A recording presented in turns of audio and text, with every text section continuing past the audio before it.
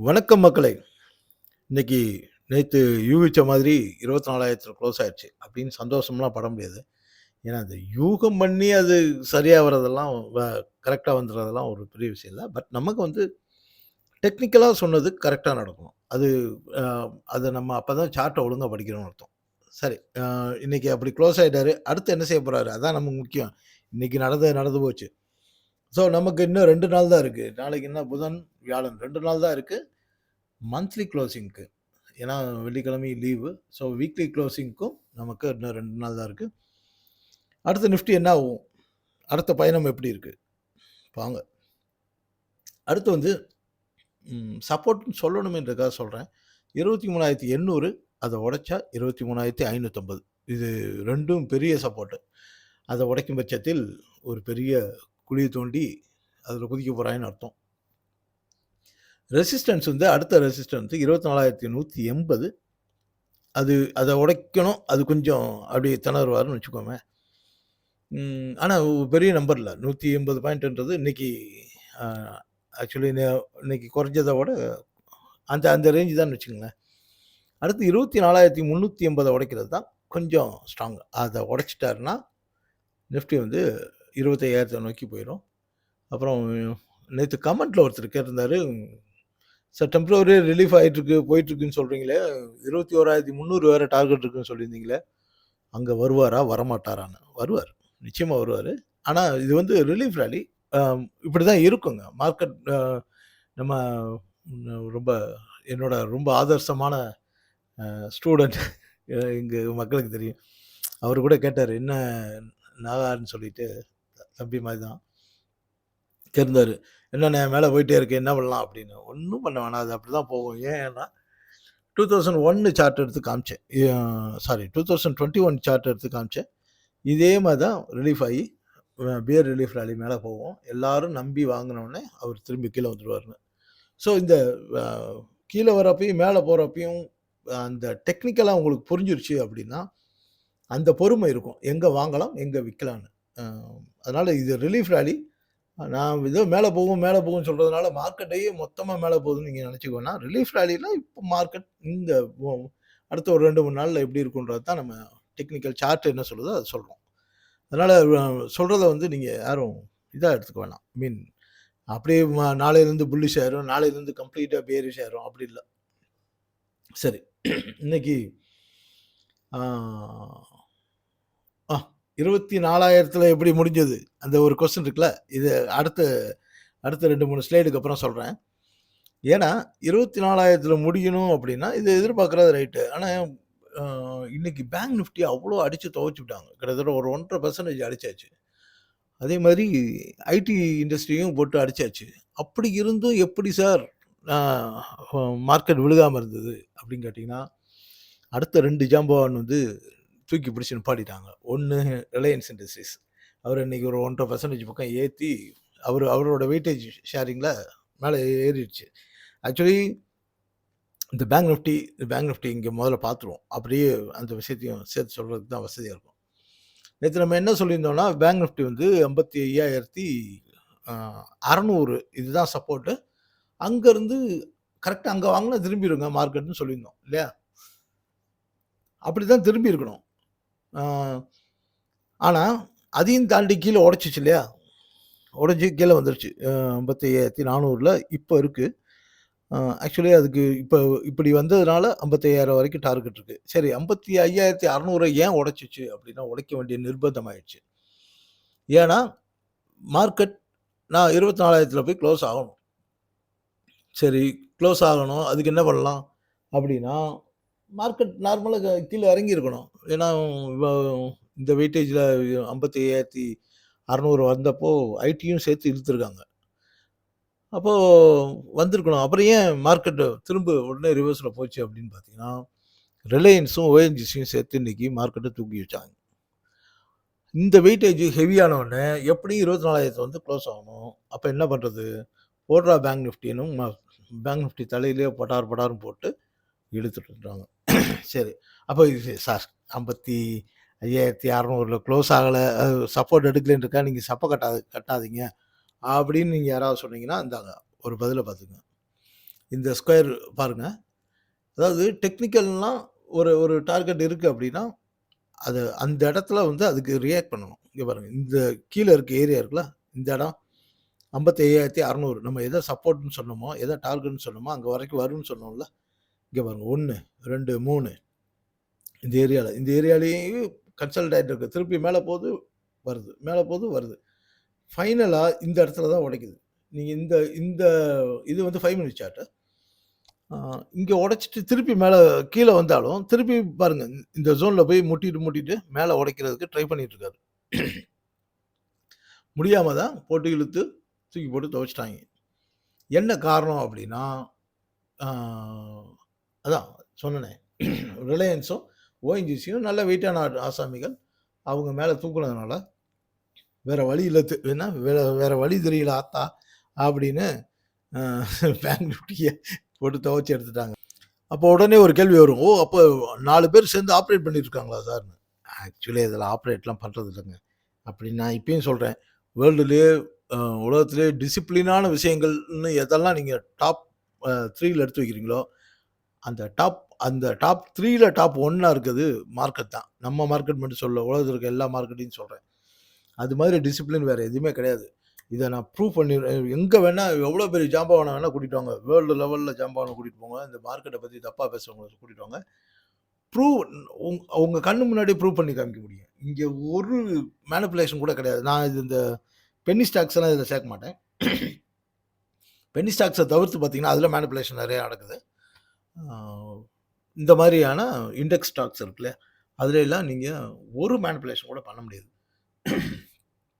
அப்படியே பண்ணா என்ன ஒரு ஒரு மிஞ்சி போனா ஒரு ஒரு 5 நிமிஷம் வேணா பெரிய ஜாம்பவான் சேர்ந்து நிப்பாட்ட முடியுமே தவிர, மார்க்கெட் மொத்தமாலாம் கண்ட்ரோல் பண்ணவே முடியாது. சார் ஒரு ஸ்டாக் வேணா பண்ணலாம் சார். Bank Nifty sir. இது வந்து 30 ஸ்டாக் சேர்ந்து அதோட வெயிட்டேஜ பேலன்ஸ் பண்ணிட்டு இருக்கு. நீங்க அவ்வளவும் மேனேஜ் பண்றதுன்னா, நீங்க அவ்வளோ பெரிய ஆளு இங்க உலகத்திலேயே கிடையாது. உலகத்திலேயே கிடையாது. ஸோ அதனால இதெல்லாம் டிசிப்ளினா தான் போகுது. ஆனா, இதுக்கு ஒரு ரீசன் இருக்கு. அது நான் பழைய கிளாஸ் எடுக்கிறப்ப நெறைய டைம் இருக்கும். அப்போ இதெல்லாம் டீட்டெயிலா சொல்லியிருக்கேன். கிளாஸ் எடுத்தவங்களுக்கு. இப்ப சமீபத்தில மக்களுக்கு பொறுமை இல்ல அதெல்லாம் உட்காந்து கேட்கறதுக்கு. அதனால அதெல்லாம் ஸ்கிப் பண்ணிட்டு, நேரா டெக்னிக்கல் விஷயங்கள் மட்டும் சொல்லிட்டு இருக்கேன். ஸோ வர ஞாயித்துக்கிழமை டெக்னிக்கல் கிளாஸஸ் இருக்கு. காலையில 9:30 டூ சாயங்காலம் 7 மணி வரைக்கும். இடையில 1 டூ 3ல பிரேக் இருக்கும். ஸோ கம்ப்ளீட்டா ஒரு டெக்னிக்கல் அனலைசிஸ் கிளாஸு. ஒரு ஸ்டாக்க எடுத்தா என்னென்னலாம் பார்க்கணும், இந்த ஸ்டாக் அடுத்து எந்த பக்கம் போகும் அப்படின்றத கிளாஸ் முடிச்சவங்கனால ஈஸியா ஐடென்டிஃபை பண்ண முடியும். அது மாரி இருக்கும். ஸோ அதே மாதிரி கிளாஸுக்கு வந்து அதிகபட்சம் 4 பேர் தான். அதுக்கு மேல சேர்க்கறது இல்ல. அதனால புக் பண்றவங்க கொஞ்சம் ஏர்லியரா புக் பண்ணிக்கங்க. ஐடி ஸ்டாக்ஸ் நேத்து வந்து 29,000ல க்ளோஸ் ஆகும்னு நெனச்சோம்.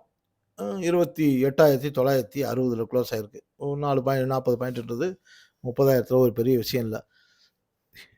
இதெல்லாம் வந்து எப்படி நடக்குதுன்னு வேணா தனியா வேணா வீடியோ போட ட்ரை பண்ணுவோம். ஆனா அப்படிதான் சொல்லுவேன். ஆனா சோம்பேறி நானு. சரி. அடுத்து இன்னும் 2 நாள் தான் இருக்கு. இங்க ஏதோ ஒரு 1000 பாயிண்ட் ஏற வேண்டியது இருக்கு. 1000 பாயிண்ட்னா 3% 3.5% ஏற வேண்டியது இருக்கு. ஸோ அடுத்த 2 நாளைக்கு ஐடி ஸ்டாக்ஸ் தூக்க போறாங்க. அதனால கவனமா இருந்துக்குங்கோ. வாங்கிக்கங்க.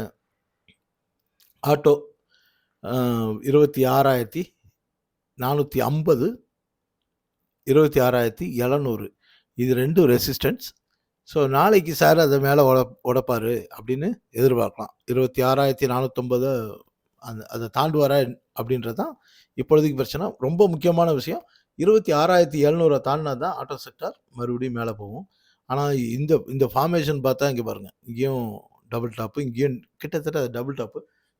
நீங்க டெய்லி சார்ட்ல பார்க்கறதுனால உங்களுக்கு அவ்வளவா தெரியாம இருக்கும். ஆனா அது கிட்டத்தட்ட டபுள் டாப் தான். ஸோ அதனால ஆட்டோ செக்டார் 26,700க்கு மேல போகுமான்றது கொஞ்சம் சந்தேகம் தான். இவரு வந்து இதுக்கப்புறம் தான் மேல போவாரு. ஆனா கொரியா மட்டும் மேல போயிட்டே இருக்காரு. ஏன் எப்படின்னு தெரியல. சரி பார்ப்போம். மெட்டல் ரொம்ப ஸ்ட்ராங்கா தான் இருக்கு. நேத்து நம்ம அந்த 11,100 வரைக்கும் ஒரு பெண்டிங் இருக்கு. அது நான் அதாவது முந்தா நேத்தே சொன்னோம்னு நெனைக்கிறேன். அதுக்கு மேல மாட்டாருன்னு தான் நெனச்சோம். ஆனா 13,100 வரைக்கும் இன்னைக்கு போயிட்டு, ஒரு ரிஜெக்ஷன் குடுத்துருக்காரு. ஸோ, அதனால அ ஏற்கனவே அது ஓவர் பாட்ல இருக்கு. அதனால கவனமா இருங்க. ஆ ஏன்னா மந்த் எண்ட் வேற வருது. ஸோ, எப்படி க்ளோஸ் ஆக போறாருன்னு தெரியல. எல்லாரும் ஒரு ஸ்டாப் லாஸோட காத்துட்ருங்க.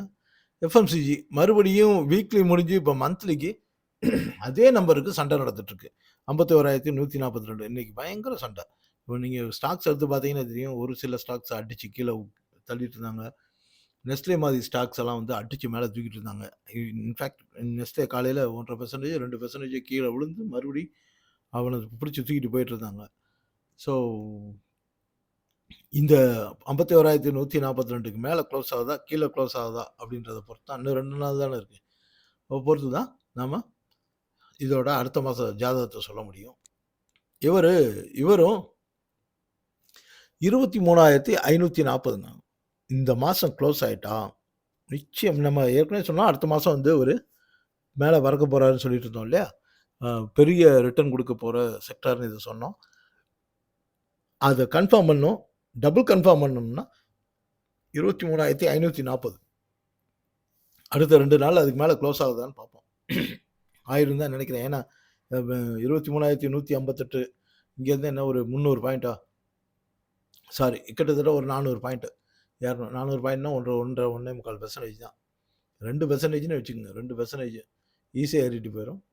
அதனால ஃபார்மா செக்டார் எந்த புடிச்ச ஸ்டாக்ஸ யாராவது அந்த ஸ்டாக் வாங்கணும்னு நெனைக்கிறீங்கன்னா, அத பத்தி கேளுங்க. எல்லா ஸ்டாக்கையும் அனலைஸ் பண்ணி போட முடியல. நேரம் இல்ல இப்பொழுதைக்கு.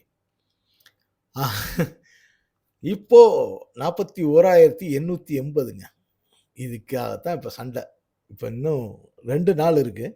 2 நாள்ல 41,880 அதாவது இங்கேருந்து 1000 பாயிண்ட். அப்படின்னா 2.5% ஏறணும். அதுக்கு மேல க்ளோஸ் ஆயிட்டா, சார் வேற லெவல். ஆனா உடனே இந்த மாசம் அடுத்து வர்ற மாசமே ஏற மாட்டாங்கன்னு வச்சுக்கோங்களேன். அதனால இந்த 41,880 மைண்ட்ல வச்சுக்கோங்க. இல்ல எழுதி வச்சுக்கோங்க. நம்ம இந்த மந்த் க்ளோஸ் ஆகுறப்போ இத பத்தி பேசுவோம். இத இன்னைக்கு தூக்கிட்டு போனது ரொம்ப முக்கியமான ஆட்கள் 2 பேரு. ஏற்கனவே நம்ம அத பத்தி பேசிட்டோம். ரிலையன்ஸும், ஓஎன்ஜிசி 2 பேரும் எனர்ஜி செக்டார். அது 2 பேரும் ஸ்ட்ராங்கா இருந்ததுனால இன்னைக்கு இவ்வளோ தூரம் தூக்கிட்டு போயிட்டாங்க. கோல்டு. ஓஹோ! ஆ இந்த பக்கம் வந்துருச்சா? சரி. நம்ம நேத்து இந்த 75 டூ 76க்குள்ளேயே இந்த வாரம் பூரா ஆடிட்டு இருப்பான்னேன். நீ எப்புட்றா சொல்லலாம் அப்படின்னு சொல்லிட்டு அவர் இன்னைக்கு அடிச்சு கீழ இறங்கி வந்துட்டாரு. ஸோ அதனால நாம இத எதிர்பார்த்தது தவறாக போய்விட்டது. கோல்டு 4,645ம் 4,550ம் நமக்கு கீழ சப்போர்ட்ன்னு சொல்லியிருந்தோம். ஃபர்ஸ்ட் வந்து 4,645 தொட்டுட்டாரு. நம்ம நேத்து என்ன சொல்லியிருந்தோம்னா, அதுக்கு கீழ வரக்கூடாது. வந்தா 4,550 வரைக்கும் வர வேண்டியிருக்குன்னு சொல்லியிருந்தோம். இப்போ 4,555 வரைக்கும் நான் எடுத்த வரைக்கும் 55 வரைக்கும் வந்திருந்தாரு. ஆனா நிஜமா இவ்வளோ தூரம் வந்ததுனால, அவரு 4,538 வரைக்கும் வரணும். ஸோ நான் எப்பயுமே சொல்றப்ப ரவுண்டா அந்த இடத்துல ரவுண்ட் ஃபிகர் சொல்லுவேன். இப்போ நெருங்கி வந்ததுனால ரொம்ப பின் பாயிண்ட்டா சொல்றேன். 4,538 வரைக்கும் வரணும். ஸோ இன்னைக்கே வந்துட்டு கூட அது திரும்பலாம். ஆனா 2 நாள்ல 2 நாள் இல்ல. இவங்களுக்கெல்லாம் 3 நாள் இருக்கு. நமக்கு தான் 2 நாள் மந்த் எண்டுக்கு. மந்த் எண்ட் அவங்களுக்கும் அப்படித்தானே? ஆமா. 1ஆம் தேதி அவங்களுக்கு லீவ் இல்ல. நமக்கு தான் லீவு. ஸோ இந்த 2 நாள்ல அவரு திருப்பி 4,650 ஏதோ அந்த ரேஞ்சில வரைக்கும் திரும்பி ரிட்டர்ன் ஆயிருவாரு. இந்த நம்பர கவனிச்சுக்கங்க. எவ்வளோ தூரம் கீழ வந்துட்டு போறான்றத நாளைக்கு பேசுவோம். ஆயில் இது வியாழன், வெள்ளியில ஏறுவாருன்னு பார்த்தா, இப்பயே ஏறிட்டாரு. 101 வரைக்கும் இன்னைக்கே 101 போயிட்டாரு. திருப்பி கொஞ்சம் இறங்கி 98, 99, 98 அந்த ரேஞ்சில அலைஞ்சிட்டு, மறுபடியும் நான் ஸ்க்ரீன்ஷாட் எடுக்கிறப்போ 100ல இருந்தாரு. ஸோ இந்த மாசம் க்ளோஸ் வந்து அவரு $101 தான் க்ளோஸ் ஆவாரு. ஐ மீன் நாளை கழிச்சு நைட்டு. இதில இன்னொரு முக்கியமான விஷயம் இருக்கு. நாளை கழிச்சு நைட்டு வந்து ஃபெட்டோட ரிசர்வ் மீட்டிங் இருக்கு. ஸோ அதுக்கேத்த மாரி மற்ற எல்லாரும் கோல்டு, சில்வர்லாம் பிஹேவ் பண்ணுவாங்க. பேங்க் ஸ்டாக்ஸும் அப்படிதான் இருக்கும். சரி மக்களே, வேற ஏதாவது டவுட் இருந்தா நீங்க இத கமெண்ட்ல கேளுங்க. நானும் கமெண்ட்ட 2, 3 நாளா பார்க்குறேன். அது இந்த கிளாஸ் விஷயமா யாராவது கொரி பண்றாங்களான்றதுக்காக பார்த்தேன். ஏதாவது பார்த்தாலும் நான் உங்களுக்கு கமெண்ட்டா ரிப்ளை பண்றேன். நன்றி. வணக்கம் மக்களே!